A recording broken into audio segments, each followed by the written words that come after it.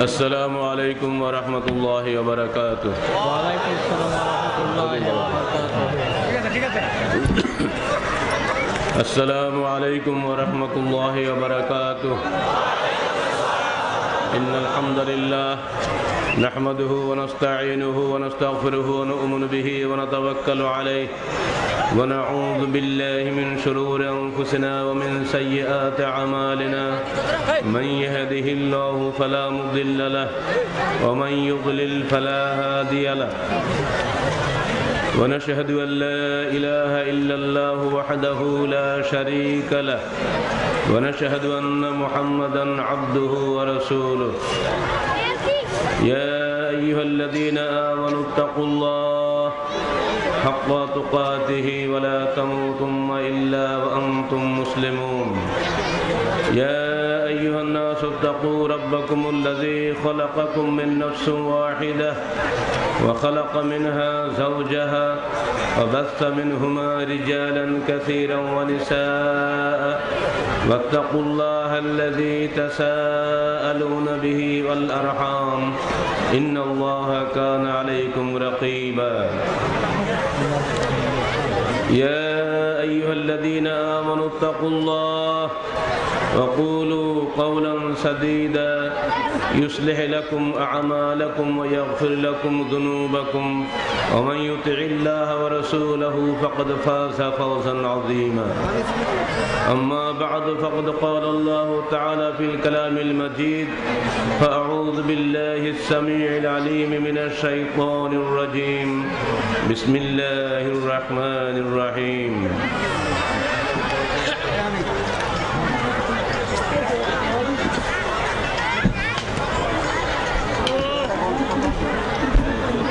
يا أيها الذين آمنوا هل أدلكم على تجارة تنجيكم من عذاب أليم تؤمنون بالله ورسوله وتجاهدون في سبيل الله بأموالكم وأنفسكم ذلكم خير لكم إن كنتم تعلمون.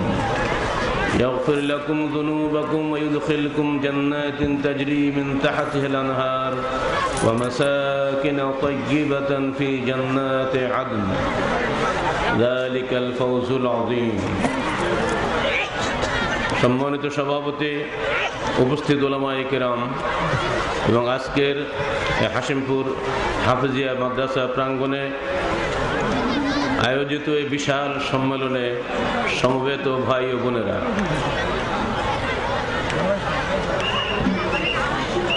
দিনাজপুরে আজকের এই মহাসম্মেলন আমাদের কাছে সত্যি অত্যন্ত আনন্দপ্রদ এবং বিস্ময়কর মনে হচ্ছে। এত বিশাল মহাসমাবেশ অল্প কয়েকদিনের আয়োজনে বলা যেতে পারে প্রচারণার অত্যন্ত কৃচ্ছতা সত্ত্বেও যে এত মানুষের সমাগম এখানে হয়েছে, এই গভীর রাত্রিতে, এখন রাত্রি 1টা বাজে, আমি নিজেই যেন নিজেকে বিশ্বাস করতে পারছি না এটা কেমন করে সম্ভব। মা বোনদের যে বিশাল সমাবেশ দেখছি বাম পাশে, এটাও তো বড় বিস্ময়কর ব্যাপার। দ্বীনের প্রতি আপনাদের যে মহাব্বত,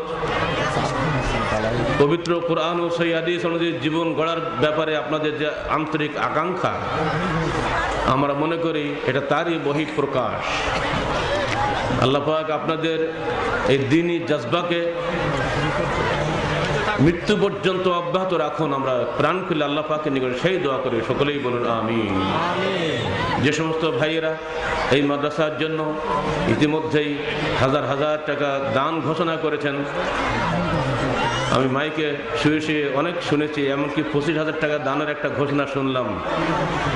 আমি সেই সমস্ত দাতা ভাইদের মালে এবং সম্পদে প্রবৃদ্ধির জন্য, বরকতের জন্য আল্লাহ পাকের নিকটে খাস দোয়া করছি, যে ভাষা আল্লাহ নবী দোয়া করতেন, বারাকাল্লাহু ফি আহলিহিম ওয়া মালিহিম, বলুন আমিন।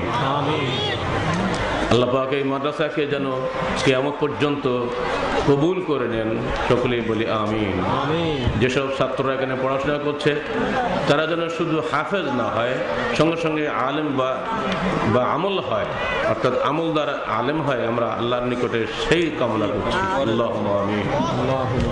বন্ধুরা আমার, আল্লাহ পাক বলছেন, ইয়া আইয়ুহাল্লাযীনা আমানু হাল আদুল্লুকুম আলা তিজারাহ। আজকের বিশেষ অতিথি একজন ব্যবসায়ী, যারা দান করেছেন তারা অনেকেই ব্যবসায়ী। তাই আপনাদের কাছে এই আয়াতটি তিলাওয়াত করছি। আল্লাহ বলছেন, হে ঈমানদারগণ, আমি কি তোমাদের কাছে একটি ব্যবসার কথা বলে দেব না? তুনজিকুম মিন আযাবিন আলীম, যে ব্যবসা করলে তোমাদেরকে মর্মান্তিক আযাব থেকে নাজাত দিবে। সে ব্যবসাটা হচ্ছে এই, তুমিনুনা বিল্লাহি ওয়া রাসূলিহি, তোমরা ঈমান আনো আল্লাহর উপরে এবং তাঁর রাসূলের উপরে। ওয়াতুজাহিদুনা ফি সাবিলিল্লাহি বিআমওয়ালিকুম ওয়া আনফুসিকুম, এবং তোমরা সর্বাত্মক প্রচেষ্টা চালাও তোমাদের মাল দ্বারা এবং জান দ্বারা আল্লাহর রাস্তায়। যালিকুম খায়রুল লাকুম ইন কুনতুম তা'লামুন, এটাই তোমাদের জন্য উত্তম হবে যদি তোমরা বুঝো।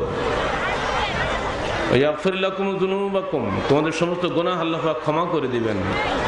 ওয়া ইউদখিলকুম জান্নাতিন তাজরি মিন তাহতিল আনহার, এবং তোমাদেরকে প্রবেশ করাবেন জান্নাতে যার তলদেশ দিয়ে প্রবাহিত হচ্ছে নদীসমূহ। যালিকাল ফাওজুল আযীম, এটাই হচ্ছে সবচেয়ে বড় সফলতা। আমরা ব্যবসা করার জন্য এসেছি, বিনা লাভে কাজ করি না। আমাদের লাভ সাধারণত দুনিয়া কেন্দ্রিক, কিন্তু আল্লাহ পাক এখানে যে লাভের কথা বলেছেন এটা হলো পরকাল কেন্দ্রিক।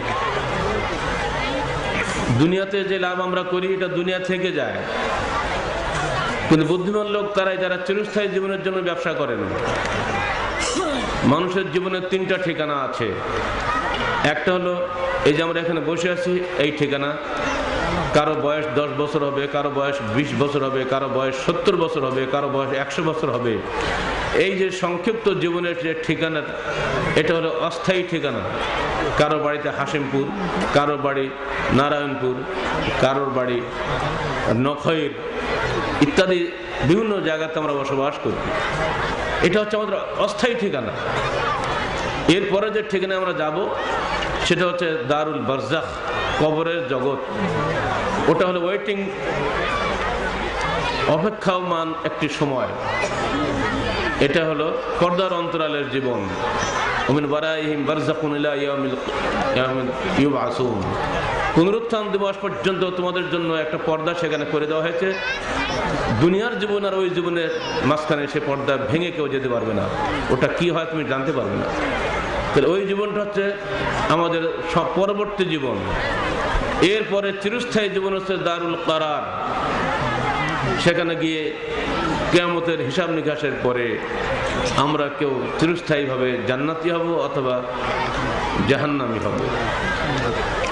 বুদ্ধিমান মানুষ যারা হবেন তারা পরকালীন চিরস্থায়ী জীবনের জন্য এই দুনিয়াবী ইহুকালীন এই ক্ষণস্থায়ী জীবনে কাজ করবেন। এই ব্যবসার কথা এখানে বলা হয়েছে, এবং এই ব্যবসার জন্য বলতে পারেন আপনারা বা আমরা আজকে এখানে এসেছি এই ব্যবসা করার জন্য। রব্বানা আতিনা ফিদ দুনিয়া হাসানা ওয়া ফিল আখিরাতি হাসানা ওয়া কিনা আযাবান নার, হে আমাদের পালনকর্তা, তুমি আমাদেরকে কল্যাণ দাও এই দুনিয়াতে, মঙ্গল দাও আখিরাতে, এবং আমাদেরকে জাহান্নামের আযাব থেকে বাঁচাও। এটাই হলো আমাদের প্রার্থনা। বন্ধুরা আমার, এই দুনিয়াতে সফল হতে গেলে এবং আখিরাতে সফল হতে গেলে আপনার করণীয় কি, এই বিষয়ে পৃথিবীতে চিরদিন দুটি ফিলোসফির দুটি সংঘর্ষ চলে আসছে। একটি দর্শন হচ্ছে যে আমরা আমাদের নিজেদের খেয়াল খুশি মতো দুনিয়া চলাফেরা করব, কারোর নির্দেশ মানতে রাজি নই। আরেকটা দর্শন হচ্ছে আমরা আল্লাহর বিধান মোতাবেক দুনিয়ায় চলব, নিজের ইচ্ছা অনিচ্ছাকে আল্লাহর বিধানের কাছে সমর্পণ করে দিব।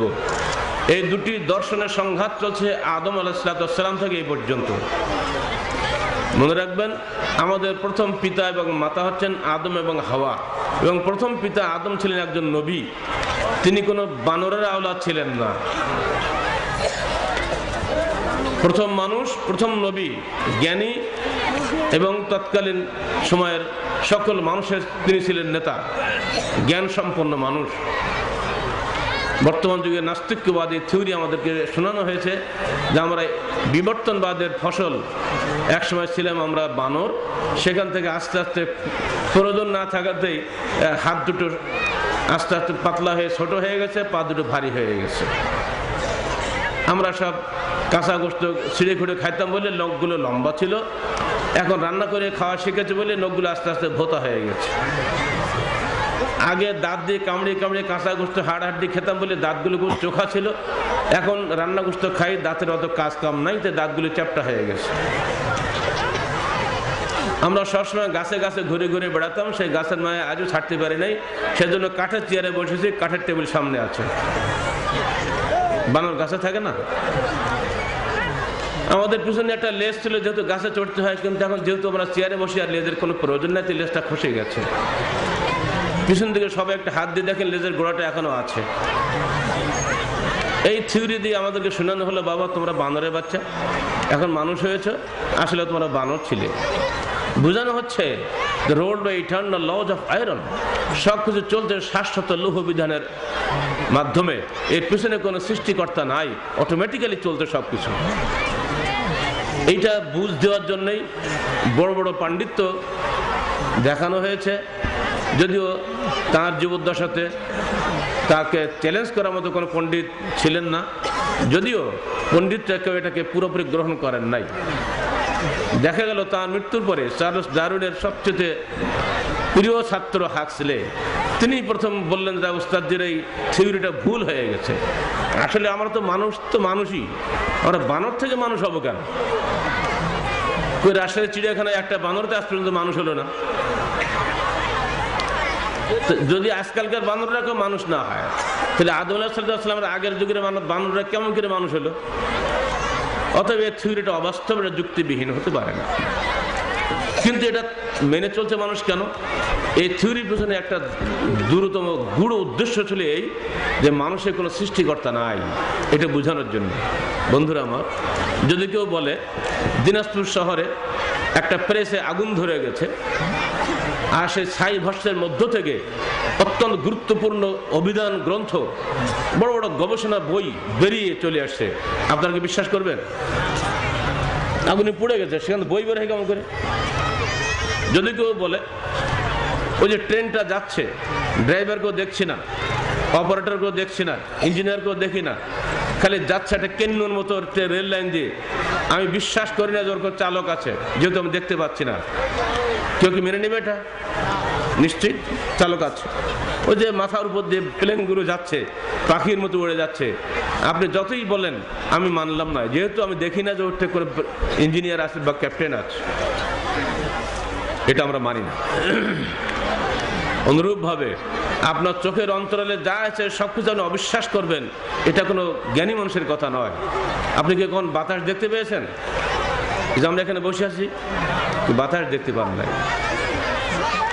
এই যে ইলেকট্রিসিটি আছে এর মধ্যে, এটা যখন এখানের মধ্যে আসতেছে পাইপের মধ্যে, তখনই দেখা যাচ্ছে এর মধ্যে ইলেকট্রিসিটি আছে।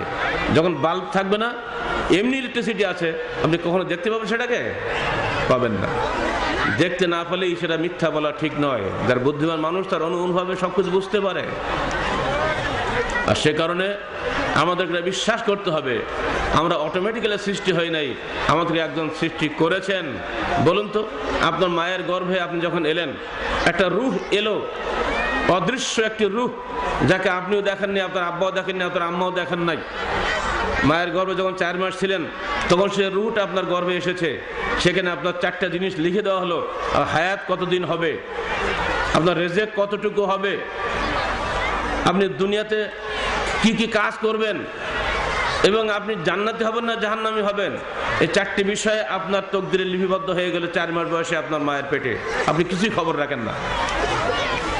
এই রুহটা 70 বছর আপনার দেহে থাকলো, যখন আল্লাহর হুকুম হয়ে গেল রুহটা চলে গেল, কোনো ডাক্তার কবিরা রুহটাকে ধরে রাখতে পারলো না, দেহটা পড়ে থাকলো।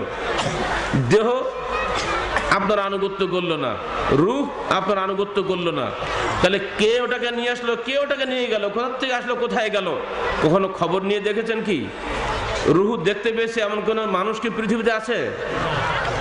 পত্রিকা পড়েছিলাম 1973 সালে একটা চেষ্টা হয়েছিল, আমেরিকার স্বাস্থ্য বিজ্ঞানীরা একজন রোগীকে নিয়ে এটা চেষ্টা করেছিলেন যে রোগী নিশ্চিতভাবে মারা যাবেন 10 মিনিট পরে। রোগীর উত্তরাধিকারীদেরকে বলা হলো যে বাবা তোমরা কিছু মনে করো না, তোমাদের বাপ তো বাঁচবেন না, বুঝতেই পারছো, তোমরা শিক্ষিত ছেলে, তা আমরা একটা টেস্ট করতে চাচ্ছি, তোমরা যদি আপত্তি না করো। তো কি? ওনাকে মরার আগেই আমরা একটা গ্লাসের মধ্যে ঢুকিয়ে দেবো, কফিনটা হবে তো কাঠের কফিন না দিয়ে গ্লাসের কফিনের মধ্যে ঢুকিয়ে দেবো। সেই গ্লাসটা হবে রাইফেল বুলেট প্রুফ গ্লাস। রুহুটা তো বেরোবে 10 মিনিট পরে, বুঝতে পারছি আমরা, তো তার আগে ঢুকিয়ে দেবো, বেরিয়ে গেলেই তো যেন ধরা পড়ে রুহুটা। রাইফেল গুলি ফুড়ি বেরোনো যেমন সম্ভব নয়, তো রুহুটা নিশ্চয়ই এটা ফুড়ি বেরোতে পারবে না। তো আমরা একটা খুব কঠিন গ্লাস তো এনেছি কফিন তৈরি করে, তো সেই কফিনের মধ্যে তোমার আব্বাকে 10 মিনিট আগেই ভরে দেবো, তোমার এখন আপত্তি আছে? তোরা সব বলে ঠিকই, আব্বা তো মারা যাবেই, তো 10 মিনিট আগেই যদি আমরা একটা ব্যবস্থা করি, যদি একটা বড় বিজ্ঞান আবিষ্কার হয়ে যায়, যদি মানুষের আত্মাটা যদি ধরা যায়, এটা একটা বড় আবিষ্কার হবে। ঠিক আছে, আমরা নো অবজেকশন সার্টিফিকেট দিয়ে দিল। ডাক্তাররা চারিপাশে দাঁড়িয়ে আছে ঘড়ি ধরে, ঠিকই 10 মিনিট পরে ভীষণ জোরে বাস্ট হয়ে কফিন ভেঙে চলে গেল কোথায়। সুবহানাল্লাহ, রুহকে ধরে রাখতে পারেন, ওটা আল্লাহর হুকুমে এসেছে, আল্লাহর কাছে চলে গেছে, যেখান থেকে এসেছিল সেখানেই চলে গেছে, ওকে কেউ ধরে রাখতে পারবে না। কে নিয়ে আসলো? রুহকে দেখা গেল না। 70 বছর আপনার দেহের মধ্যে থাকলো ওই বস্তুটা, কেউ ওটাকে দেখতে পারলো না, বুঝতেও পারলো না, কি করে না কিছুই টের পাওয়া গেল না। এই যে ব্যবস্থাপনা, এর পিছনে কি সবকিছু অটোমেটিক্যালি হয়? এর পিছনে কি কেউ নাই? একটা মাছিকে আপনি তৈরি করতে পারেন, একটা মশাকে আপনি তৈরি করতে পারেন। একটা মশার মধ্যে যা আছে আপনার মধ্যে তাই আছে। মশার পেটে পায়খানা আছে, পেশাব আছে, সবই আছে। আপনার মধ্যে একটা পায়খানার ট্যাঙ্কি আছে, দুর্গন্ধ আপনি টের পান না। এই যে সুন্দর ব্যবস্থাপনা যিনি করেছেন, তিনি আপনার সৃষ্টিকর্তা আল্লাহ। একদল মানুষ আল্লাহর বিধান মেনে চলতে চায়, আর একদল মানুষ নিজের মর্জি মতো চলতে চায়। এই দুটি দর্শনের সংঘর্ষ বা সংঘাত চলছে পৃথিবীতে মানুষ আগমনের শুরু থেকে এই পর্যন্ত। এখানে গিয়ে মানুষের মধ্যে 4টা ভাগ হয়ে গেছে। একদল মানুষ আল্লাহকে মানে, তার বিধানকে মানে, যেমন আমাদের শেষ নবী মুহাম্মদ রাসূলুল্লাহ সাল্লাল্লাহু আলাইহি সাল্লাম এবং তার সাহাবায়ে কেরাম। আর একদল মানুষ আল্লাহকে মানে কিন্তু তার বিধানকে মানে না। যেন আল্লাহ নবীর চাচা আবু জাহল আল্লাহকে মানতো, কিন্তু আল্লাহ নবীকে বা আল্লাহর বিধানকে মানতো না। আল্লাহকে মানে এবং তার বিধানকে মানে না, তারা হলো আবু জাহলের অনুসারী। আজও তারা আছে, আমাদের মধ্যেই বহু লোক বসে আছে, আল্লাহকে মানে, নারা তকবির দেওয়ার সময় জোরে জোরে তকবির দেবো, আল্লাহর বিধান মানতে রাজি নই, আবু জাহলের অনুসারী। আর একদল মানুষ আল্লাহকে মানে, আল্লাহর বিধানকেও মানে, তার সুবিধাবাদ জিন্দাবাদ। যেটুকু মানলে অর্থনৈতিক ক্ষতি হয় না, রাজনৈতিক ক্ষতি হয় না, ততটুকু মানে। যেটা মানলে রাজনৈতিক ক্ষতি হয়, অর্থনৈতিক ক্ষতি হয়, ওটা মানে না। সুবিধাবাদী মুসলমান। এটা কারা? আল্লাহ রসুলের মসজিদের মুসল্লি আব্দুল্লাহ ইবনে উবাই, মদিনায় মুনাফিক আছে না, তার অনুসারী লোক শুধু মদিনায় ছিল না, আজও দুনিয়া সব জায়গাতেই আছে। আর এক দল মানুষ আল্লাহকেও মানে না, আল্লাহর বিধানকেও মানে না, কিন্তু সংখ্যা নিতান্তই কম।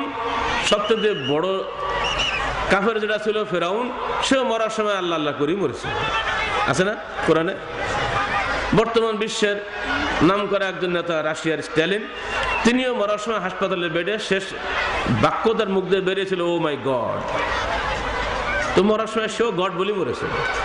তো যাই হোক, নাস্তিক আছে, একবারে নেই বলা যাবে না, তবে খুবই কম। এই 4 ধরনের মানুষ সর্বযুগে ছিল, আজও আছে, আগামী দিনেও থাকবে। আল্লাহ পাক যে ব্যবসার কথা বললেন, এই ব্যবসাটা কারা করে? যারা আল্লাহকে মানে এবং তার বিধানকে মানে, এই ব্যবসা তারাই করে। এই বিধান মানাটা যত সহজভাবে আমরা স্বীকার করছি তত সহজে মানা যায় না। যদি আমি জিজ্ঞেস করি আপনাদের সবার কাছে, আপনারা কি আল্লাহর বিধান মেনে চলতে রাজি আছেন? আপনারা কি বলবেন? মানতে রাজি আছেন, এটাতে বোঝা যাচ্ছে, তাই না? কিন্তু আসলে মানাটা খুব কষ্ট, বাস্তব বড় করুন। যখন আপনি আল্লাহর কোন বিধানকে মানতে যাইবেন তখন আপনার সামনে 4টা বাধা আসবে। প্রথম বাধা আসবে আপনার পিতামাতা। আপনি যদি অমুসলিমের ঘরে জন্মগ্রহণ করেন তাহলে আপনি কি আল্লাহর বিধান মানতে পারবেন? কারণ বাপদাদা আগে বাধা দেবে। ইব্রাহিমকে তার বাপদাদা বাধা দেয়নি? ইব্রাহিম তো কার ঘরে জন্ম হয়েছিল বলুন তো? মূর্তি পূজারী না তারা? তার বাপ ছিলেন ইরাকের গ্র্যান্ড মুফতি, মূর্তি পূজারীদের হেড, আবার নমরুদের মন্ত্রিসভার সদস্য। এত বড় মানুষের ঘরে এলেন যিনি, তিনি বিশ্বের 10-12 জন নবীদের সকল নবীর পিতা, আবুল আম্বিয়া ইব্রাহিম আলাইহিস সালাম। আদম থেকে শুরু করে ইব্রাহিম পর্যন্ত 10-12 জন নবী মাত্র। আর ইব্রাহিমের পরে যত নবী এসছে পৃথিবীতে 1,24,000 পয়গম্বরের মধ্যে একমাত্র আমাদের নবী ছাড়া বাকি সকল নবী ইব্রাহিমের ছোট ছেলে ইসহাকের বংশধর, আর আমাদের নবী ইব্রাহিমের বড় ছেলে ইসমাইলের বংশধর। আসমানে হাজারো তারকা আছে, সকালে যখন সূর্য ওঠে তারা কি দেখতে পান আপনারা? ডুবে যায়। যখন শ্রেষ্ঠ নবী শেষ নবী মুহাম্মদ রাসূলুল্লাহ সাল্লাল্লাহু আলাইহি সাল্লামের আগমন ঘটলো, পিছনের সমস্ত নবীর শরীয়ত মনসুখ হয়ে গেল, এক নবী সূর্যের আলোর মতো দিগভাসিত হলো, সারা পৃথিবীতে শ্রেষ্ঠ নবী হিসেবে তিনি আল্লাহর কাছে বরিত হলেন। ওয়া মা আরসালনাকা ইল্লা কাফাতাল লিন-নাসি বাশীরান ওয়া নাযীরা। হে মুহাম্মদ, আমি তোমাকে প্রেরণ করলাম পৃথিবীর সকল মানুষের জন্য জান্নাতের সুসংবাদ দাতা হিসাবে এবং জাহান্নামের ভয় প্রদর্শনকারী হিসাবে। সকল নবী স্ব-স্ব গোত্রের নবী ছিলেন। মুসা ছিলেন নিজ গোত্র বনু ইসরাইলের নবী, ঈসা ছিলেন নিজ গোত্র বনু ইসরাইলের নবী, দাউদও ছিলেন সেটাই, সুলাইমানও ছিলেন তাই। কিন্তু আমাদের নবী, আপনার নবী, সকলের প্রিয় নবী মুহাম্মদ রাসূলুল্লাহ সাল্লাল্লাহু আলাইহি সাল্লাম সকল বিশ্ব নবী, বিশ্বের সকল মানুষের নবী। তিনি হিন্দুর নবী, তিনি ইহুদির নবী, তিনি খ্রিস্টানের নবী, তিনি বৌদ্ধের নবী, তিনি মুসলমানের নবী, সকল মানুষের নবী। যারা মানে না সে কথা আলাদা, কিন্তু আল্লাহর কাছে তিনি হলেন বিশ্ব নবী। তো দেখা গেল বিশ্বের সকল নবী 10-12 জন বাদ দিয়ে সকল নবীর পিতা হচ্ছেন কে? হযরত ইব্রাহিম আলাইহিস সালাম। এই মানুষটা জন্মগ্রহণ করলেন কার ঘরে? তিনি তৎকালীন আরবের ইরাকের সবচেয়ে মূর্তি পূজারীদের তিনি হেড আজরের ঘরে।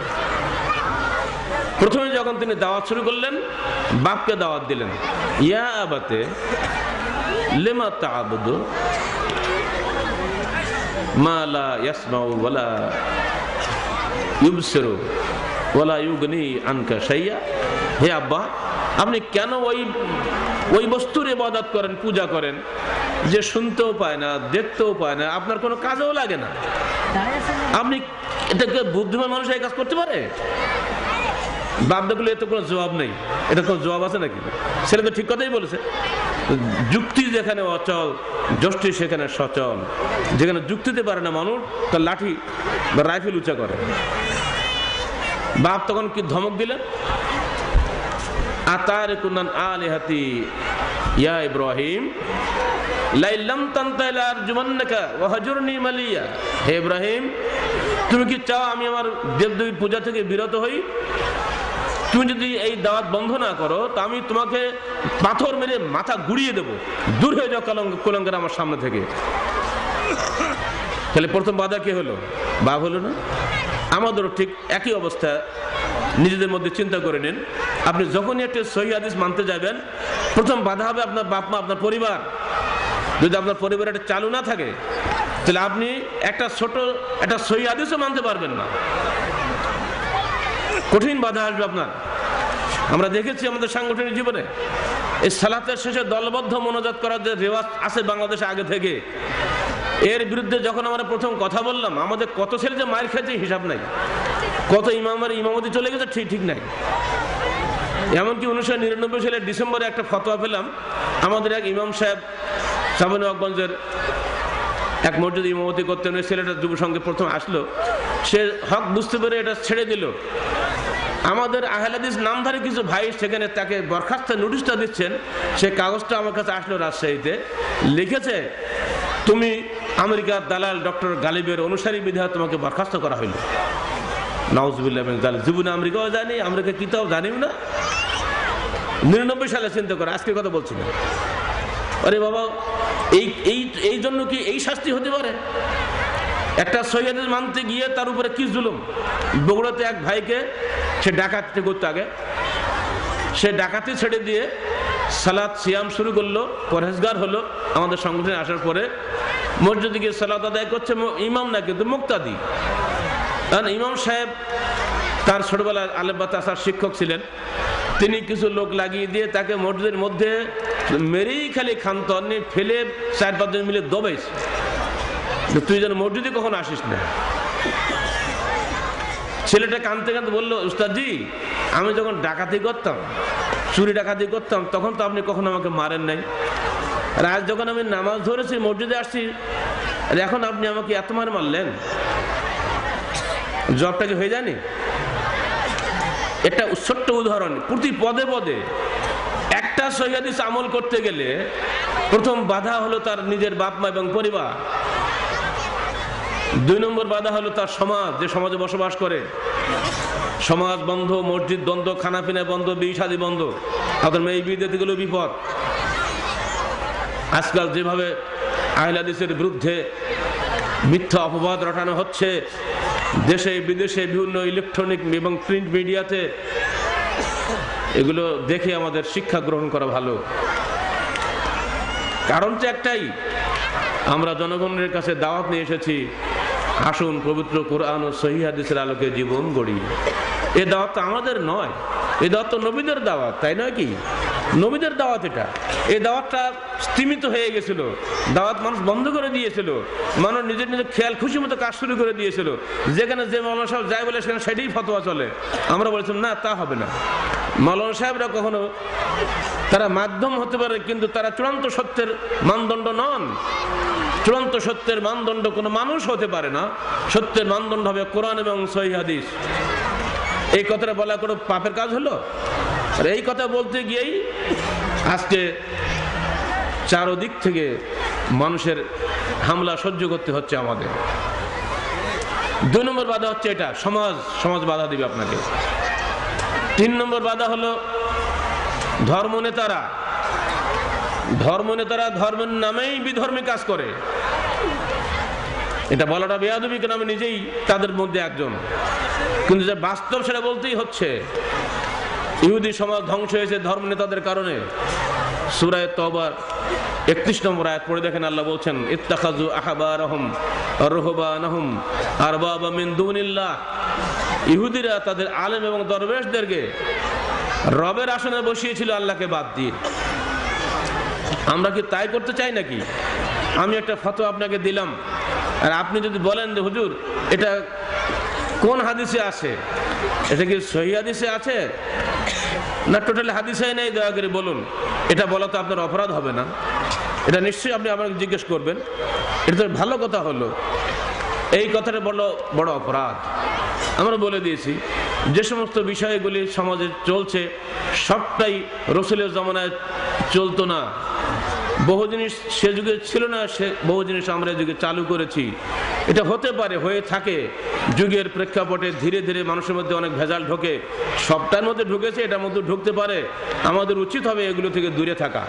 এই কথাটা কেবল আমাদের কথা নয়, পুরনো কথা আমরা খালি নতুন করে বলেছি। ইমামে আজম ইমাম আবু হানিফা রাহমাতুল্লাহ আলাইহি তিনি পরিষ্কারভাবে তার শিষ্যদেরকে বলে গেলেন, ইজা সাহহাল হাদিসু ফাহুয়া মাযহাবি। হে আমার অনুসারীরা, শুনে রাখো, যখন তোমরা হাদিস সহিহ পাবে, মনে রেখো ওটাই আমার মাযহাব।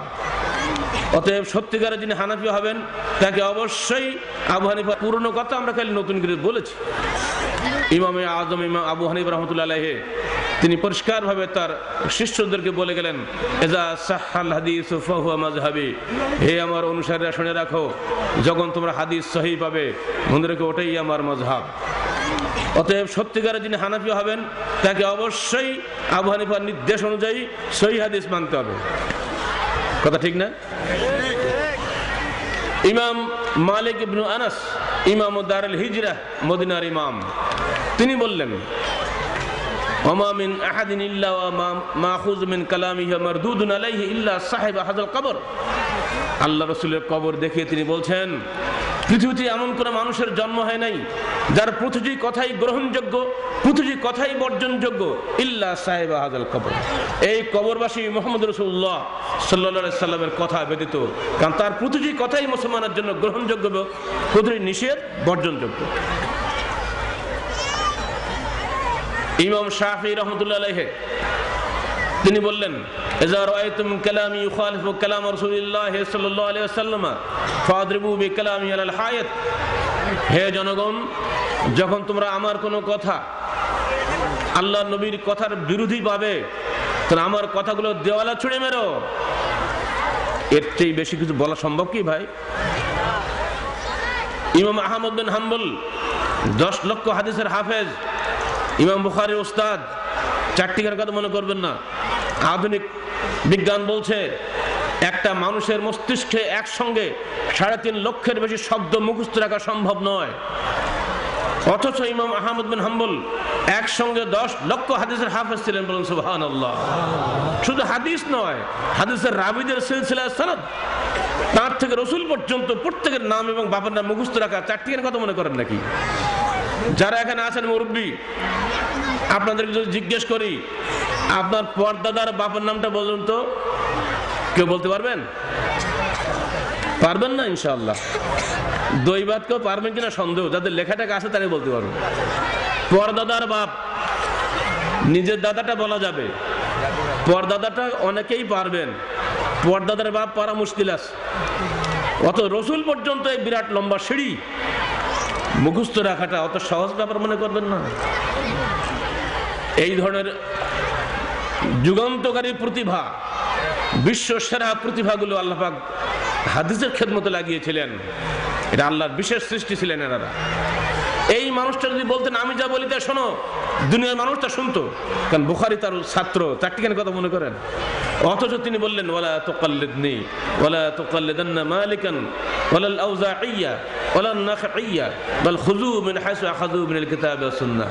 হে দুনিয়ার মানুষ, তোমরা আমার অন্ধ অনুসরণ করো না, তোমরা ইমাম মালিক আউজাঈর ওই নাখঈর অন্ধ অনুসরণ করো না, বরং তোমরা হুকুম গ্রহণ করো সেখান থেকে যেখান থেকে তারা হুকুম গ্রহণ করেছিলেন, কোরআন এবং সুন্নাহ থেকে। কত সুন্দর কথা। মোল্লা আলী কারি হানাফি, মিশকাত শরীফের আরবি ভাষ্যকার, যারা মাদ্রাসায় পড়েন বা পড়ান তারা জানেন, মিশকাতের আরবি ভাষ্যকার যেটা মিরকাত আছে না, এই মিরকাতের যিনি মূল লেখক আল্লামা মোল্লা আলী কারি হানাফি, তিনি বলছেন, নিজে হানাফি বোঝা হওয়া সত্ত্বেও, ইন্নাল্লাহা মা কাল্লাফা আহাদান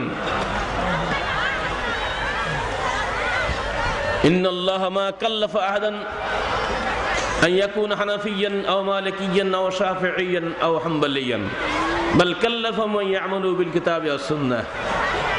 হে দুনিয়ার মানুষ, আল্লাহ পাক কাউকে তাকলিফ দেন নাই, বাধ্য করেন না যে সে হানাফি হোক, শাফি হোক, মালিকি হোক, হাম্বলি হোক।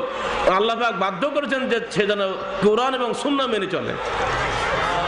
কত সুন্দর কথা বলেছে।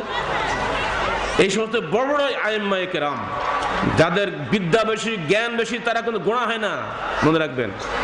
তাদের মনটা অত্যন্ত উদার হয়। বটগাছের ছায়াতলে যেমন সবাই আশ্রয় পায়, এসব মহাবিদ্বান মানুষের নিচে সকল মানুষ আশ্রয় পায়। তারা কারো অত সংকীর্ণ চেতা ছিলেন না আমাদের মতো, আর সেজন্যই পৃথিবীর মানুষ তাদেরকে শ্রদ্ধা করেছে। ইমাম আবু হানিফা রাহমাতুল্লাহ একদিন দেখলেন তার প্রধান শিষ্য আবু ইউসুফ ওনার বক্তব্য লিখে নিচ্ছে। দেখতে পেয়ে ধমক দিয়ে বলছেন, ওয়াকা ইয়া ইয়াকুব লা তাকতুব আন্নি ফাইন্নি উফতি ইয়াওমান ওয়া আতরুকু গাদান ফাইন্নি রাইয়া ইয়াওমান ওয়া আতরুকু গাদান ওয়া রাইয়া গাদান ওয়া আতরুকু বাদা গাদিন। হে ইয়াকুব, আবু ইউসুফের লকব, তুমি আমার কথা লিখে নিও না, কারণ আমি আজকে যে রায় দেই কালকে সেটা প্রত্যাহার করে নেই, কালকে যে রায় দেই পরশু সেটা প্রত্যাহার করে নেই। আমি জানি না মুখতিউনা না আম মুসিব, আমি আমার ফতোয়ায় ভুলকারী না সঠিক ফতোয়া দিচ্ছি এটা আমি জানি না, অতএব তুমি লিখে নিও না। আর এই তাকওয়া, এই আল্লাহ ভীরুতার কারণে ইমাম আবু হানিফা রাহমাতুল্লাহ আলাইহি কোনো বই লিখে যান নাই, কারণ বই লিখলে ওটা রেকর্ড হয়ে যাবে। কত তাকওয়া তাদের মধ্যে ছিল, কত আল্লাহ ভীরুতা তাদের মধ্যে ছিল। এই মানুষটাকে যখন আব্বাসীয় খলিফাদের পক্ষ থেকে প্রস্তাব দেওয়া হলো আপনাকে রাষ্ট্রের প্রধান বিচারপতি হতে হবে, তিনি জবাব দিলেন, হে মনসুর আব্বাসী, আমি কোরআন হাদিস একদিকে রাখবো, তোমার তরবারি একদিকে রাখবো, আমার পক্ষে চিফ জাস্টিসের গুরুত্বপূর্ণ পদ গ্রহণ করা সম্ভব হবে না। আর আমরা তো পদ পেলে লাভ দিয়ে ধরি, তাই না? তিনি পদ গ্রহণ করলেন না, শাস্তি স্বরূপ তাকে জেলখানায় পাঠানো হলো। সেখানে বারবার প্রস্তাব পাঠানো হচ্ছে, তিনি রাজি হচ্ছেন না। অবশেষে এক সময় জেলখানাতেই তাকে রুটির সঙ্গে বিষ খাইয়ে হত্যা করা হলো। এইসব মানুষের জীবনীগুলো বলতে গেলে গা শিউরে ওঠে। তারা অত সহজে পৃথিবীর মানুষের সম্মান পান নাই। নির্যাতিত মানবতা দীর্ঘকাল তাদেরকে স্মরণ করেছে। প্রত্যেকটা মানুষের যে, প্রত্যেক ইমামের যে বক্তব্যটা ছিল, এজা সাহহাল হাদিস ফাহুয়া মাযহাবুনা, যখন হাদিস সহিহ ভাবে মনে রাখো হে দুনিয়ার মানুষ, ওটাই আমাদের মাযহাব। এই কথাটাই বাংলাদেশে আমরা নতুন করে খালি আপনাদের সামনে প্রকাশ করেছি, হে বাংলার মানুষ, এসো কোরআন এবং সহিহ হাদিসের আলোকে জীবন গড়ি। নতুন কথা হলে কিছু, পুরনো কথা। আমার রসুল মক্কার লোকদের দাওয়াত দিয়েছিলেন, হে আমার চাচাবারা, হে আমার বংশের লোকেরা, হে আমার কওমের লোকেরা, কুলু লা ইলাহা ইল্লাল্লাহ তুফলিহু, তোমরা বলো আল্লাহ ছাড়া কোনো মাবুদ নেই, তাহলেই তোমরা সফল কাম হবে। এই কথা বলার সঙ্গে সঙ্গে চাচা আবু লাহাব পাথর মেরে বলল, আলে হাজা জামাতানা, এজন্য তুমি আমাদের এখানে জমা করেছো? বাধা কোত্থেকে আসলো? ধর্মনেতাদের কাছ থেকে। পরিষ্কার বলে দিল 15 জন ধর্মনেতা চাচা আবু তালেবের কাছে গিয়ে বসে বলল, ইন্না মুহাম্মাদান কাদ ফাররাকা জামাআতা কওমিক। সিরাত ইবনে হিশাম পড়ে দেখুন, হে আবু তালেব, তোমার ভাতিজা মুহাম্মদ তোমার কওমের এই জামাতটাকে বিভক্ত করে দিয়েছে। আমরা চিরকাল যা করে আসছি এটা উল্টা করছে। ফিরাউন ঠিক তার দলবলকে একই কথাই বলেছিল যে মুসা তোমাদের রীতিনীতিকে পরিবর্তন করতে চায়, তরিকাতুকুমুল মুসলা, তিনি তোমাদের প্রচলিত রীতিনীতিকে পরিবর্তন করে দিতে চায়। অতএব মুসা হলো আমাদের সমাজের সবচেয়ে বিশৃঙ্খলাকারী সৃষ্টিকারী ব্যক্তি। জনগণকে ডেকে ফেরাউনের ভাষণ দিয়েছিল। সে ভাষণের এক পর্যায়ে ফেরাউন বলেছিল, মা আহাদিকুম ইল্লা সাবিলার রাশাদ, হে জনগণ, আমি তোমাদেরকে কেবলমাত্র কল্যাণের পথ দেখিয়ে থাকি, আপনারাই বিচার করে বলুন। ফেরাউনকে মানুষের কল্যাণের পথ দেখাতো না অকল্যাণের পথ দেখাতো? ফেরাউন যদি কল্যাণের পথ দেখায় তাহলে মুসার আসা কি দরকার ছিল বলেন? ফেরাউন এক পর্যায়ে মুসাকে উল্টা কাফের বলল। যারা মাসিক আর তাহারিকের নিয়মিত পাঠক তারা জানেন এখন মুসার জীবনী বেরোচ্ছে না? 25 জন নবীর জীবনী জেলখানায় বসে লিখেছিলাম, সিরিয়ালি চলছে। আপনারা এগুলো নিয়ে পড়ার চেষ্টা করবেন, শিক্ষণীয় বহু বিষয় পাবেন এখানে। আল্লাহ পাক জেলখানায় রেখে যে সুযোগটা আমাদেরকে দিয়েছিলেন, বগুড়ার 2.5 বছরে 5000 পৃষ্ঠা লেখার সুযোগ আমরা পেয়েছিলাম। কেউ তো আলহামদুলিল্লাহ বললেন না, খুব নাখোশ হলেন নাকি? ইনসানের কামেল বইটা এসেছে নওগাঁ জেলখানা বসে লেখা, কিনে নিয়ে যাবেন, দেখবেন কি আছে সেখানে। আর ওখানে বসে 25 জন নবীর জীবনী লিখেছি, তার মধ্যে আমার নবীর জীবনী হলো 1218 পৃষ্ঠা, আর বাকি 24 জন নবীর জীবনী সিরিয়াল বের হচ্ছে। মিশকাত শরীফের প্রথম খণ্ডের অনুবাদ এবং ব্যাখ্যা শেষ করেছি জেলখানাতেই। কোরআন শরীফের আমপারা তফসির এবং সূরা বাকারার প্রথম রুকুর তফসির, প্রথম পারা তফসির জেলখানাতে শেষ করে বাইরে এসেছি। এখনো তফসির চলছে। আল্লাহ পাক যদি বয়সে গুলা যদি সুযোগ দেন, আবার আপনারা যদি মারধর করে জেলখানা নিয়ে ঢুকিয়ে দেন, তাহলে হয়তো এগুলো শেষ করা যাবে, নইলে গেল। লেখা থাকলো জাতির কাছে আমানত, আপনারা এগুলো ছাপবেন, পড়বেন, শিখতে পারবেন। আম্বিয়ায়ে কেরাম জনগণের কাছ থেকে শুধু নয়, ধর্মনেতাদের কাছ থেকে বাধার সম্মুখীন হয়েছিলেন। ধর্মনেতারা ফতোয়া দিয়েছে যে মুসা আমাদের ক্ষতি করছে, মুহাম্মদ আমাদের ক্ষতি করছে, এরা সবাই জামাতের বিভক্তকারী। যে গালি তাদেরকে খেতে হয়েছে ওই গালি আমাদেরকে খেতে হবে না, তাদের রাস্তা যারা চলতে চাইবে আপনাদেরকে খেতে হবে না। এটা কি ঠিক হবে নাকি? খেতেই হবে। এবার 4 নম্বর বাধা, 3টে বললাম। 1 নম্বর পিতামাতা পরিবার, 2 নম্বর সমাজ, 3 নম্বর ধর্মনেতা। 4 নম্বরটা বলা বড় মুশকিল, তাই না? চারিপাশে ঘিরে বসে আছে। হ্যাঁ, শুনতে হবে, হক কথা গোপন থাকবে না কোশ্চিন কালেও। 4 নম্বর বাধা হলো সরকার। প্রতিটি নবীকে সরকার বাধা দিয়েছে, মারেছে, কেটেছে, চূড়ান্ত নির্যাতন করেছে।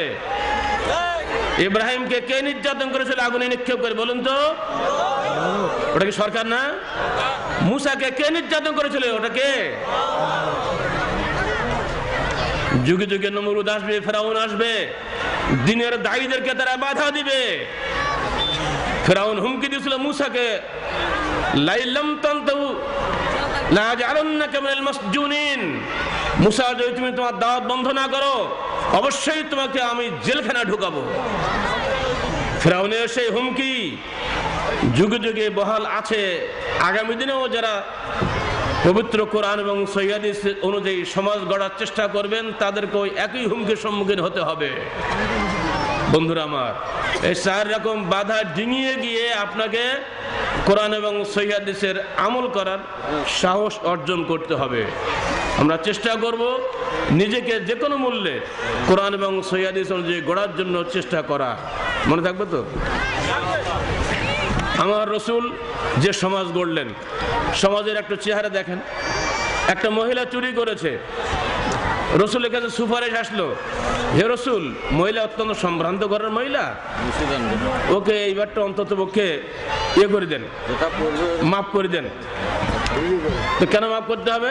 যে সম্ভ্রান্ত ঘরের মহিলা কখনো চুরি করেনি, একবারই মাত্র চুরি করেছে, আর করবে না। আল্লাহ রসুল বললেন, ঠিক আছে, সবাই মসজিদে জমা হয়ে যাও। সবাই মসজিদে আসলেন। এবার আল্লাহ রসুল তাদেরকে উদ্দেশ্যে একটা কথা বললেন, হাদিসের এই অংশটা খালি আপনাদের শুনিয়ে দিচ্ছি। তিনি বললেন, হে জনগণ, শুনে রাখো, লাউ কানাত ফাতিমাতু বিনতে মুহাম্মদ সারাকাত লাকাতাতু ইয়াদাহা, যদি মুহাম্মদের মেয়ে ফাতেমা আজকে চুরি করে আসতো, আমি নবী তার বাপ হয়ে নিজ হাতে আমার মেয়ে ফাতেমার হাত কেটে দিতাম। আল্লাহর বিধান পরিবর্তন হবে না, বলুন সুবহানাল্লাহ। এটাই ছিল ইসলামী সমাজের একটা চিত্র, আপনাকে শুনিয়ে দিলাম। আল্লাহ রাসূল সালাত আদায় করে বসে আছেন, একজন মুসল্লির সামনে এসে বসে, আসসালামু আলাইকুম ইয়া রাসূলুল্লাহ, ইন্নী আসাবতু হাদ্দান, হে আল্লাহ রসুল, আমি শাস্তিযোগ্য অপরাধ করেছি, আমাকে শাস্তি দিন। আল্লাহ রসুল বলছেন, আবেকা জুনুন, তোমার মধ্যে কিছু পাগল নাকি তুমি? আল্লাহ নবী মুখ ফিরিয়ে আর একদিকে ঘুরে বসলেন, ও সেদিকে গিয়ে আবার ঘুরে বসে, ইয়া রাসূলুল্লাহ ইন্নী আসাবতু হাদ্দান। এইভাবে আল্লাহ নবী যেদিকে ঘুরেন ও সেদিকে যেয়ে বসে। আল্লাহ নবী রাগ করে বলছেন, আবেকা জুনুন, তোমার মধ্যে কি পাগলামি আছে নাকি? তুই পাগল? না ইয়া রাসূলুল্লাহ, আমি পাগল নই। আমি যে অপরাধ করেছি, দুনিয়া যদি শাস্তি গ্রহণ না করি, আখিরাতে কঠিন শাস্তি ভোগ করার ক্ষমতা আমার নাই। দুনিয়ায় শাস্তি দেন, আমি যেন আখিরাতে জাহান্নামের শাস্তি থেকে বেঁচে যাই। আল্লাহ নবী বুঝতে পেরেছেন যে কি অপরাধ করেছে। আপনারা বলুন তো, লোকটা কি অপরাধ করেছিল? হ্যাঁ, জিনা করে আসছিল। কেউ দেখে নাই, কেউ সাক্ষী নাই। ভিতরকার বিবেক নফসে লাওয়ামা তাকে ধিক্কার দিয়েছে। হে মাইজ আল আসলামী, তুমি যে রাতের অন্ধকারে অন্যায় করে এসেছো, যদি তুমি দুনিয়াতে শাস্তি গ্রহণ না করো, তাহলে কাল কিয়ামতের মাঠে আল্লাহর শাস্তি থেকে তুমি বাঁচতে পারবে না। অতএব তোমাকে সেদিন অবশ্যই জাহান্নামের শাস্তি ভোগ করতে হবে। বলুন, পুলিশ নাই, ডিবি নাই, ডিএসবি নাই, র্যাব নাই, জেলখানা নাই, কিছুই নাই, কে ওকে ধরে আনলো আল্লাহ নবীর সামনে? বলুন তো। তার ঈমান, সে পরকালে বিশ্বাস করে, সে আল্লাহকে বিশ্বাস করে, আল্লাহর শাস্তিকে বিশ্বাস করে, জান্নাত জাহান্নামকে বিশ্বাস করে। সে বিশ্বাস তাকে নিয়ে এসেছে, তার জন্য কোনো শাস্তির দরকার হয় নাই। আল্লাহ নবী মুখ ফিরিয়ে নিচ্ছেন বারবার, কিন্তু সে শুনছে না। আল্লাহ নবী আমাকে শাস্তি দিন। একজন মহিলা আসছে একদিন, ইমরাতে গামেদিয়া, ছোট্ট বাচ্চা কোলে করে নিয়ে, হে রসুল আমি অন্যায় করেছি, আমার ব্যভিচারের ফসল আমার কোলে, আপনি আমাকে শাস্তি দিন। রসুল বললেন মা তুমি চলে যাও, ওই ছোট্ট দুগ্ধপোষ্য বাচ্চা যতক্ষণ দুধ না ছাড়বে ততদিন তুমি আসতে পারবে না। 2 বছর পরে বাচ্চাকে নিয়ে আবার চলে আসছে ওই মহিলা, হে রসুল আমাকে শাস্তি দিন। রসুল বললেন দেখো তো বাচ্চা কি বলে খেজুর খেতে পারে কিনা, নিজে খেজুর চিবিয়ে বাচ্চার মুখে দিল, বাচ্চা চুকচুকির খেলো। আল্লাহ নবী বললেন হ্যাঁ তাহলে এখন তোমার শাস্তি দেওয়া যেতে পারে। হুকুম দিলেন যাও ওকে শাস্তি দিয়ে দাও। তার মাথার ঘিলু ছিটকে একজন সাহাবীর পায়ে পড়লো, সাহাবী একটু রাগ করে ধিক্কার দিয়ে উঠলো। আল্লাহ নবী কঠিন ধমক দিয়ে বললেন জানো ওই মহিলা যে তওবা করেছে, ওই তওবাটাকে যদি সমস্ত মদিনাবাসীর মধ্যে বন্টন করে দেওয়া হয় তাতেও কুলাবে না, সারা বিশ্বের তওবার চেয়ে মহিলা তওবার কাজ বেশি গ্রহণীয় হয়েছে। বলুন সুবহানাল্লাহ। এই সমাজ হলো ইসলামী সমাজ, এই সমাজ হলো শান্তির সমাজ। এই সমাজে কেউ কাউকে মারে না, কাটে না, অন্যায় করে না, অন্যায় করলেও সঙ্গে সঙ্গে তওবা করে। ওই সমাজ কি আপনারা চান না? ওই সমাজ আমরা কায়েম করার চেষ্টা করছি।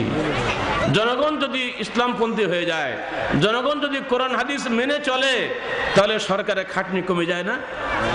সরকারের এত কষ্ট করা লাগে না? আমরা বলবো আমাদের জনপ্রিয় সরকার যেন জনগণের ঈমান আমল বৃদ্ধির জন্য সাধ্যমতো চেষ্টা করেন।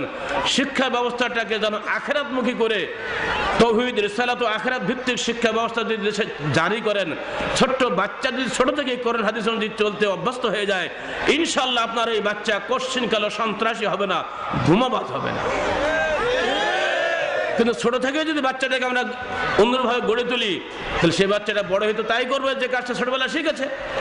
ধরুন আপনি ক্লাসে গেলেন, আপনি একগুলো বলে চকলেট নিয়ে গেলেন, আপামনি ক্লাসে গিয়ে বাচ্চাদের বলছে যে বলো তো তোমাকে চকলেট কে দিল? তো বাচ্চারা কি বলবে? আপা দিল।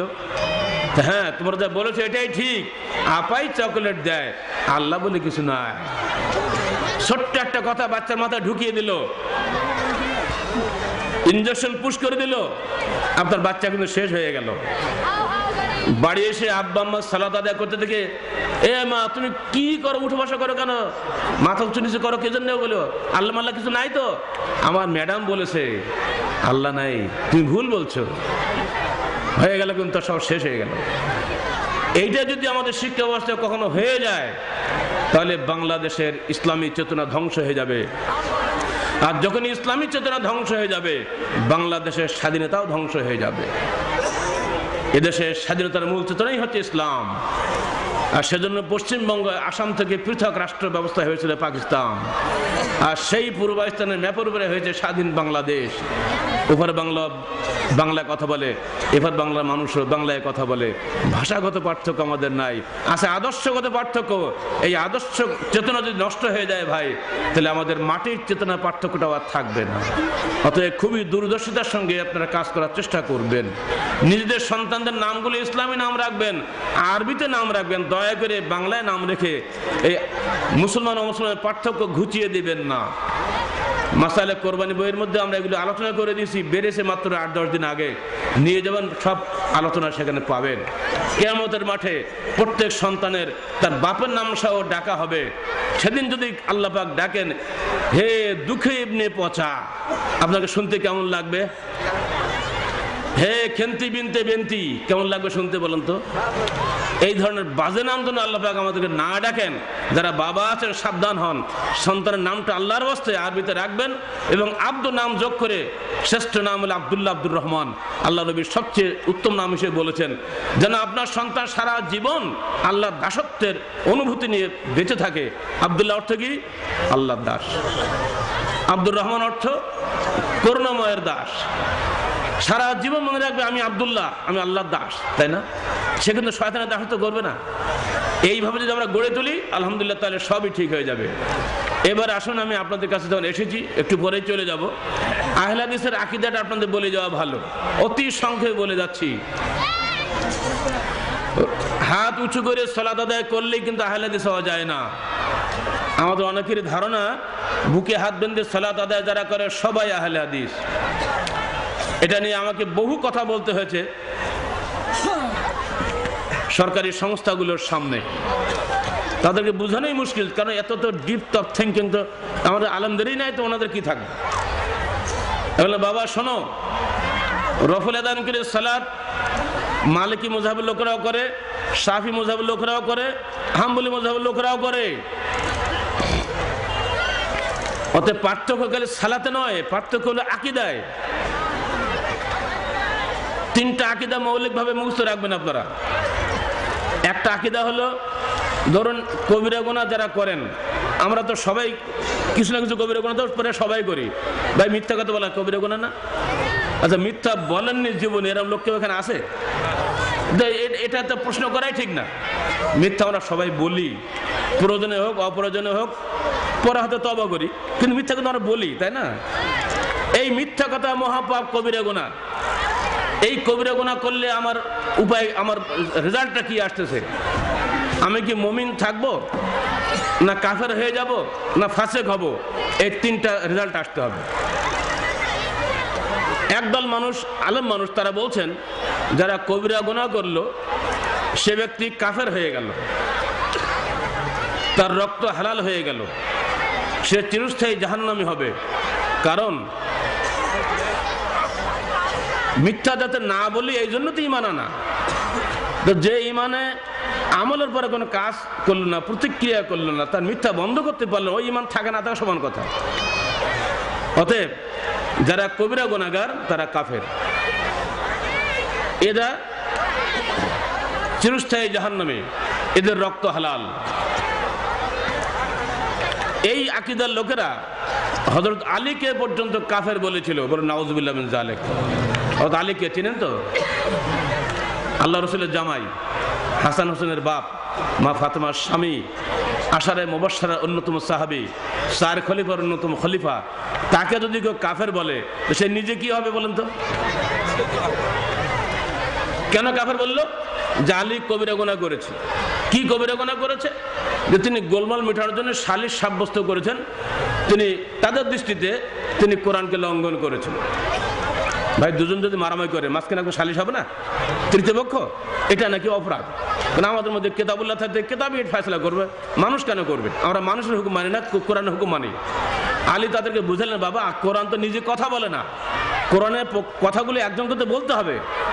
অর্থাৎ তুমি কোরআন কি কোন কথা বলে? এত বোঝানো সত্ত্বেও অনেকেই বুঝলো বটে, এবারে 8,000 লোক বুঝিয়ে গেল, 4,000 লোক বুঝলো না। এদেরকে বলে খারেজি, ওরা বেরিয়ে গেল। খারেজ মানে কি? বেরিয়ে যাওয়া না? আলীর দল থেকে বেরিয়ে গেল ওরা। এদেরকে বলে খারেজি, এরা চরমপন্থী। এদের ধারণা হচ্ছে দেশের সরকার যদি কবিরা গুনাহ করে ওই সরকার কাফের হয়ে গেল, অতএব কাফের সরকারের আনুগত্য করা যাবে না, তাকে ধ্বংস করে দিতে, মেরে দিতে হবে। সারা বিশ্বে বিভিন্ন জায়গাতে যে বোমাবাজি আপনারা দেখছেন না, জঙ্গিবাদী বলে যে কথা প্রচার করা হচ্ছে টেরোরিজম হিসেবে মুসলমানদের মধ্যে, এর মূল উৎস হলো এই আকীদা। তাদের আকীদাটা হচ্ছে কবিরা গুনাহগার সরকার মুসলমান নয়, কবিরা গুনাহগার ব্যবসায়ী মুসলমান নয়, কবিরা গুনাহগার কোনো সাধারণ ব্যক্তি সেও মুসলমান নয়, সব কাফের হয়ে গেছে। আর এক দল মুসলমান, তারা মনে করেন মানুষ যত কবিরা গুনাহই করুক না কেন তার ঈমান ঠিক আছে। ঈমান আর আমল পৃথক জিনিস, আমল ঈমানের অংশ নয়। ফলে বাংলাদেশে অধিকাংশ মানুষ এই দলের অনুসারী। তারা কিন্তু আমল কিছু করতে চান না, কিন্তু ঈমান ঠিক আছে, অর্থাৎ আল্লাহর প্রতি বিশ্বাস, রসুলের প্রতি বিশ্বাস, কিয়ামতের প্রতি বিশ্বাস, এগুলো তাদের মজবুত আছে। আছে না এরকম? কিন্তু আমলে নাই। বাবা আসেন সালাত আদায় করি, আরে বাবা সমানে পরে হবে। এটা হলো মুরজিয়া, এদেরকে বলা হয় শৈথুল্যবাদী, আমাদের বাংলায় অনুবাদ করা হয়েছে এভাবে। এই দলের মানুষ কিন্তু বাংলাদেশে অনেক বেশি। আরেক দল হচ্ছেন, তারা বলেন যে আমল ঈমানের অংশ, তবে ওটা শাখা। যদি কেউ আমল সঠিকভাবে না করেন তাহলে তিনি কাফের হবেন না, তিনি ফাসেক হবেন, অবাধ্য হবেন, কিন্তু অবশ্যই তিনি কাফের হবেন না, তার রক্ত হালাল নয়। সে তওবা করবে, তওবা করার সুযোগ তাকে দিতে হবে। এটাই হলো ভাই আহলে হাদিসের ঈমান। মধ্যপন্থী আকীদার অনুসারী যারা, তারাই হলো প্রকৃত আহলে হাদিসের অনুসারী। শুধু রফল দান করলেন আপনি, আর সঙ্গে সঙ্গে চরমপন্থী আকীদায় বিশ্বাসী যদি আপনি হন, আপনি কিন্তু আর আহলে হাদিস থাকলেন না। আবার আপনি রফল দান করলেন, কিন্তু আপনি সালাত আদায় ওই এর লোক দেখানো করে হাঁটা দিলেন, এক ওয়াক্ত করলেন, 10 ওয়াক্ত নাই, খবর নেই, জাকাত নেই, সিয়াম নেই, হজ নেই, কিছু নেই, হালাল হারাম কোনো কারবার নেই, সব জায়গায় অন্যায় সব করে গেলেন, কিন্তু আপনি স্লোগান দিলেন নারা তাকবীর আল্লাহু আকবার, আপনি হলেন কিন্তু ভাই শৈথল্যবাদী ইমানদার, অর্থাৎ আপনি মুরজিয়া। একসাথে বাংলায় যদি সংজ্ঞা দেই তো ইমানের ব্যাখ্যা হচ্ছে এই: হৃদয়ে বিশ্বাস, মুখে স্বীকৃতি, কর্মে বাস্তবায়নের সমন্বিত নাম হলো ঈমান। বিশ্বাস হলো মূল, শাখা হলো আমল হলো তার শাখা, যা আনুগত্যে বৃদ্ধিপ্রাপ্ত হয়, গুনাহে হ্রাসপ্রাপ্ত হয়। এটা হলো ঈমানের ব্যাখ্যা। এই ব্যাখ্যায় যারা পার পাবেন তারা নিজেদেরকে আহলে হাদিস বলবেন। আরো সহজ একটা উদাহরণ দিয়ে দিই। ধরুন আপনার মাথায় ব্যথা হয়েছে, দুটো পথ আছে, আপনি ওষুধ খেয়ে মাথায় ব্যথা সারাবেন অথবা মাথাটা কেটে ফেলে দিবেন। আপনি কোনটাতে বিশ্বাসী হবেন বলেন তো? মাথা কেটে ফেলতে বলবো? যারা এই বোমাবাজ, বোমামের ইসলাম কায়েম করতে চায়, এরা ওই মাথা কাটা দলের লোক। মাথা যখন ব্যথাই হয়েছে ওটা কেটে ফেলে দিন, আর জীবনে ব্যথা করবেন। এটা হলো চরমপন্থী আকীদা, খারেজি আকীদা, যারা হয়তো আলীকে কাফের বলেছে। এই আকীদার কারণে আমাদের অনেক ক্ষতি হয়ে যাচ্ছে, মুসলমানদের ইসলামের অনেক বদনাম হয়ে যাচ্ছে। ইসলাম কশ্চিনকালেও সন্ত্রাসে বিশ্বাসী নয়, ইসলাম শান্তির ধর্ম। দুনিয়ার মানুষ ইসলামের দিন পাগল। আজকে যে আমেরিকায় মুসলমান এত কম ছিল, এখন সেখানে দৈনিক এত ইসলাম গ্রহণ করার সংখ্যা বেড়ে যাচ্ছে, কারণ বারাক ওবামা নিজেই বিবাদে পড়ে গেছে। সারা বিশ্বে ইসলামের জয় জয়কার শুরু হয়ে গেছে, যদিও ইসলামের বিরুদ্ধে যাবতীয় ষড়যন্ত্র চলছে। ঠিক বাংলাদেশে আহলে হাদিসের বিরুদ্ধে একই ষড়যন্ত্র চলছে, কারণ ইসলামের শহীদ দাওয়াতটাই আহলে হাদিস আন্দোলন বাংলাদেশ এই দেশের বুকে প্রতিষ্ঠা দেওয়ার চেষ্টা করে যাচ্ছে। আমরা আপনাদের কাছে আকুল আবেদন জানাবো, পবিত্র কোরআন এবং সহিহ হাদিসটা হলো ইসলাম, এর বাইরে জয়ীফ জাল হাদিস কিন্তু ইসলাম নয়। আপনাদের উচিত হবে নিজেদের আমল ধীরে ধীরে সংশোধন করা, অথবা দ্রুত মৃত্যুর আগেই সংশোধন করা। যদি আমরা সংশোধিত হয়ে দুনিয়াতে বিদায় হতে পারি, ইনশাআল্লাহ আখিরাতে আমরা মুক্তি পাবো, নইলে সেখানে গিয়ে আমরা আল্লাহ পাকের কাছে দায়ী হয়ে যাব। এটাই আমাদের আহ্বান জনগণের কাছে। পবিত্র কোরআন এবং সহিহ হাদিস ভিত্তিক আমল ছাড়া আমাদের কোনো আমলই আল্লাহ পাকের নিকটে কবুল হবে না।